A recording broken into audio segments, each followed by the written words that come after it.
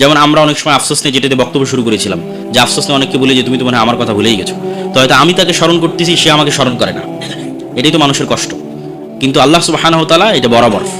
মানুষ যদি দিনে রাতে আল্লাহ সুবহানাহু ওয়া তাআলাকে 24 ঘন্টা স্মরণ করে, তা আল্লাহ সুবহানাহু ওয়া তাআলা 24 ঘন্টা ওই মানুষকে স্মরণ করবেন যে মানুষটা আল্লাহকে স্মরণ করে, যেটা পৃথিবীর অন্য কারো ক্ষেত্রে আপনি কখনোই কল্পনা করতে পারবেন না। যে আপনি আপনার স্ত্রীর ভালোবাসায়, আপনার বন্ধুর ভালোবাসায়, আত্মীয় স্বজনের ভালোবাসায়, বাপের ভালোবাসায় স্মরণ করছেন, তো বাপও আপনাকে স্মরণ করছে, এটা অসম্ভব, এটা হয় না পৃথিবীতে। এটা একমাত্র সমানে সমান হয় আল্লাহ সুবহানাহু ওয়া তাআলার সাথে। যে হৃদয় আল্লাহর জিকির করে সে হৃদয় জীবিত, যে হৃদয় আল্লাহর জিকির করে না সে হৃদয় মৃত। মাসালুল্লাযী ইয়াযকুরু রাব্বাহ ওয়াল্লাযী লা ইয়াযকুরু রাব্বাহ মাসালুল হাইয়্যি ওয়াল মাইয়্যিত। যে আল্লাহকে স্মরণ করে তার হৃদয় জীবিত, যে আল্লাহকে স্মরণ করে না তার হৃদয় মৃত। আনা ইনদা যান্নি আবদি বি ওয়া আনা মাআহু ইযা যাকারানি ফাইযা যাকারানি ফি নাফসিহি যাকারতুহু ফি নাফসিহি ওয়া ইন যাকারানি ফি মালাইন যাকারতুহু ফি মালাইন খায়রিম মিনহুম। আমি আমার বান্দার ধারণা অনুযায়ী আচরণ করি। আল্লাহ সুবহানাহু ওয়া তাআলা বলছেন হাদিসে কুদসি, আমি আমার বান্দার ধারণা অনুযায়ী আলোচনা করি, আর আমি আমার বান্দার সাথে থাকি যতক্ষণ আমার বান্দা আমাকে স্মরণ করে। আমার বান্দা যদি আমাকে মনে মনে স্মরণ করে, আমি আল্লাহ সুবহানাহু ওয়া তাআলা তাকেও মনে মনে স্মরণ করি। আমার বান্দা যদি আমাকে বিশাল মাজমা এবং মাজলিসের মধ্যে স্মরণ করে, আমি আল্লাহ সুবহানাহু ওয়া তাআলা সে যেই মাজলিসে আমাকে স্মরণ করতেছে তার চেয়ে শ্রেষ্ঠতম মাজলিসে তাকে স্মরণ করি, মানে ফেরেশতাদের মাজলিসে, সেখানে তার নাম উচ্চারণ করি। সে যেমন আমার নাম মাজলিসে যদি উচ্চারণ করে, তো আমি তার নাম তার চেয়ে শ্রেষ্ঠতম মাজলিসে উচ্চারণ করি। জান্নাতবাসীদের একমাত্র আফসোস আল্লাহ সুবহানাহু ওয়া তাআলার জিকির। জাহান্নামীদের আফসোস নয়, জান্নাতবাসীদের আফসোস। লাইসা ইয়াতাহাসসারু আহলুল জান্নাহ আলা শাইইন ইল্লা আলা সাআতিন মাররাত বিহিম লাম ইয়াযকুরুল্লাহ ফিহা। জান্নাতে যাওয়ার পর জান্নাতবাসীরা ওই একটা সেকেন্ড সময়ের জন্য আফসোস করবে, ওই একটা ঘন্টার জন্য আফসোস করবে, ওই একটা দিনের জন্য আফসোস করবে, যে একটা দিন, যে একটা ঘন্টা, যে একটা সেকেন্ড সে জিকিরবিহীন অতিক্রম করেছে, জিকিরবিহীন পার করেছে, সেটার জন্য সে জান্নাতে বসে আফসোস করবে। জিকির ছাড়া সকল কথা বনি আদমের বিরুদ্ধে, আদম সন্তানের বিরুদ্ধে। কালামু ইবনু আদম কুল্লুহু আলাইহি। আদম সন্তানের প্রত্যেক কথার হিসাব হবে, তার বিরুদ্ধে দাঁড় করানো হবে তার কথাকে। কথা ঠিক বললো না মিথ্যা বললো না ভুল বললো, গীবত করলো না অপবাদ দিল, বিচার হবে। লা লাহু, তার পক্ষে কাজ করবে না।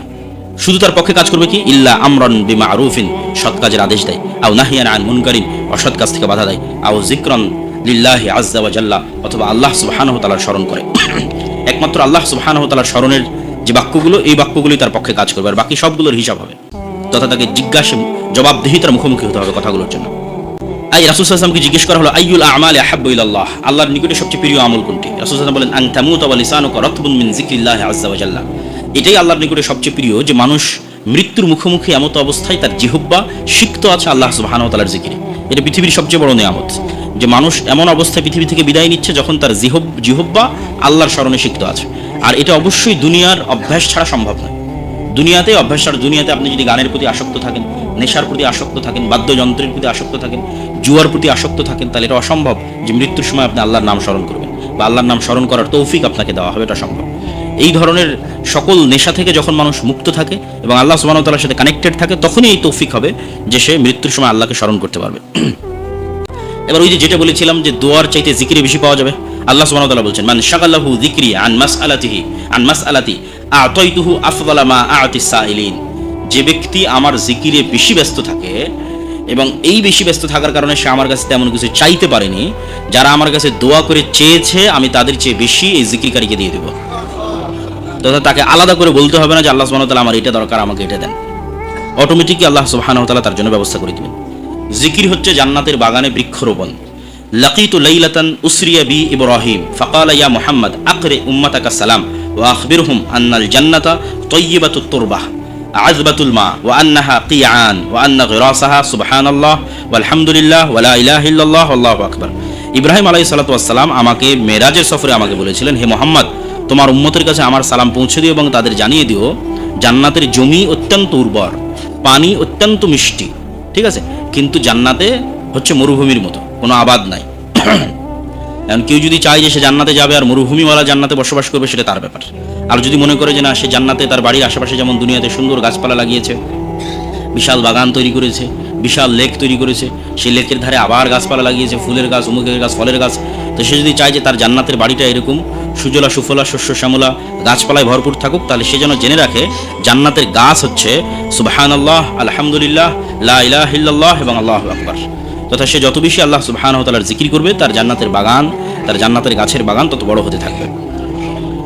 যতক্ষণ জিকির ততক্ষণ আল্লাহ সুবহানাহু ওয়া তাআলার সাথে। আনা মা আবদি মা বাকারানি ওয়া তাহাররাকাত বি শাফাতাহু, আমি ততক্ষণই আমার বান্দার সাথে যতক্ষণ আমার বান্দা আমার জিকিরে তার ঠোঁট এবং তার জিহ্বাকে নড়াতে থাকে। আল্লাহ সুবহানাহু ওয়া তাআলাকে স্মরণ করলে তিনিও স্মরণ করেন, এটা আমরা আগেই বলেছি। স্বর্ণ এবং রৌপ্যের দানের চেয়ে উত্তম জিকির, সেটার হাদিসও আমরা আগেই উল্লেখ করেছি। জিকিরের জন্য আল্লাহর কাছে সহযোগিতা চাওয়া, যেটা আমরা সালাতের পরে বলে থাকি, আল্লাহুম্মা আইন্নি আলা যিকরিকা ওয়া শুকরিকা ওয়া হুসনি ইবাদাতিক। হে আল্লাহ, আপনি আমাকে সহযোগিতা করুন যেন আমি বেশি বেশি আপনার জিকির করতে পারি, বেশি বেশি যেন আমি আপনাকে স্মরণ করতে পারি। যারা জিকির করে তাদের যারা সঙ্গী হয় তারাও আল্লাহর দয়াপ্রাপ্ত। ইন্না লিল্লাহি মালাইকাতান ইয়াতুফুনা ফিত তুরুক। আল্লাহর কিছু ফেরেশতা আছে যারা জমিনে শুধু বিচরণই করতে থাকে, ইয়ালতামিসুনা আহলা যিকির, খুঁজতে থাকে কে কোথায় আল্লাহকে স্মরণ করছে। ফাইজা ওয়াজাদু কওমান ইয়াযকুরুন আল্লাহ, যখনই দেখে কোথাও কেউ আল্লাহকে স্মরণ করছে বাকি ফেরেশতাদের সেখানে ডেকে নেয়, হালুম্মু ইলা হাজাতুকুম, আসো আসো, এই যে এখানে আমরা একজন আল্লাহকে স্মরণকারী ব্যক্তি পেয়েছি। ফায়াহুফুনাহুম বিআজনিহাতিহিম ইলা সামাইদ দুনিয়া, তারা তখন সকল ফেরেশতা সেখানে একত্রিত হয়ে তাদের পাখা দিয়ে ওই ব্যক্তির মাথা থেকে না একদম নিম্ন আসমান পর্যন্ত ঘিরে ফেলে। ফায়াসআলুহুম রাব্বাহুম ওয়া হুয়া আ'লামু মিনহুম মা ইয়াকুলু আবদি। আল্লাহ যদিও জানে যে তার বান্দা কি জিকির করছে, তারপরেও আল্লাহ সুবহানাহু ওয়া তাআলা ফেরেশতাদের জিকির বলে জিজ্ঞেস করেন যে আমার বান্দা কি বলে। তখন ফেরেশতারা উত্তরে বলে ইউসাব্বিহুনাক ওয়া ইউকাব্বিরুনাক ওয়া ইয়াহমাদুনাক, আপনার বান্দা আপনার তাসবিহ পাঠ করছে, আপনার বান্দা আল্লাহু আকবার তথা আপনার বড়ত্ব বর্ণনা করছে, ওয়া ইয়াহমাদুনাক আপনার প্রশংসা করছে, ওয়া ইউমাজ্জিদুনাক এবং আপনার শ্রেষ্ঠত্ব বর্ণনা করছে। ফায়াকুলু উশহিদুকুম আন্নী গফারতু লাহুম, হে ফেরেশতারা তোমরা সাক্ষী থাকো আমি আমার এই বান্দাকে ক্ষমা করে দিলাম। ফায়াকুলু মালাকুম মিনাল মালাইকা, তখন ফেরেশতাদের একজন ফেরেশতা বলে হে আল্লাহ, এর সাথে আরো একজন বসে আছে যে এই উদ্দেশ্যে আসেনি, দুনিয়াবি কোনো উদ্দেশ্যে সেখানে এসেছে। ইন্নামা জাআ লিহাজাতিন, দুনিয়াবি কোনো উদ্দেশ্যে এসে আজকে জুমার খুতবা এখানে উপস্থিত হয়েছে। কেউ হয়তো আজকের জুমার খুতবা এখানে হয়তো কেউ ভিডিও করার জন্য এসেছে, কেউ হয়তো বই বিক্রির জন্য এসেছে, এরকম কোনো একটা আলোচনায় কোনো একটা ইসলামী অনুষ্ঠানে কেউ ভিডিও করতে গেছে, কেউ হয়তো সেখানে বই বিক্রি করতে গেছে, কেউ হয়তো একটু বাদাম নিয়ে গেছে, ঠিক আছে না, কোনো না কোনো প্রয়োজনে দুনিয়াবি প্রয়োজনে সেখানে গেছে, আল্লাহ সুবহানাহু ওয়া তাআলাকে স্মরণ করার জন্য না। তো ফেরেশতারা অভিযোগ হচ্ছে আপনি যে এখানে সবাইকে ক্ষমা করে দিচ্ছেন, তো ও তো এই উদ্দেশ্য নিয়ে আসেনি। কারণ আল্লাহ সুবহানাহু ওয়া তাআলা হুমুল জুলাসাউ লা ইয়াশকা বিহিম জালিসুহুম, এরা এত শ্রেষ্ঠ, জিকিরকারীরা এত শ্রেষ্ঠ যে এদের সঙ্গীদের বঞ্চিত করা হবে না। এখন আপনি যদি খুব সম্মানী মানুষ হন আর আপনাকে যদি বিয়ের কোথাও দাওয়াত দেওয়া হয় আর আপনি যদি সেখানে অতিরিক্ত আর একজনকে নিয়ে যান, তা আপনার সম্মানে ওনাকে বাধা দিবে নাকি? বাধা দিবে না, কেন আপনি যে অনেক সম্মানী এই জন্য বাধা দিবেন। কিন্তু আবার যদি সাধারণ লেভেলের কেউ আসে তাহলে কিন্তু গুনে গুনে মাথা গুনে গুনে ঢুকাবে, যারা না একে তো দাওয়াত দেওয়া হয়নি, এর কার্ড কই, এর টোকেন কই। কিন্তু যখনই কোনো সম্মানী মানুষ যায় তখন কিন্তু বাধা দেওয়া হয় না।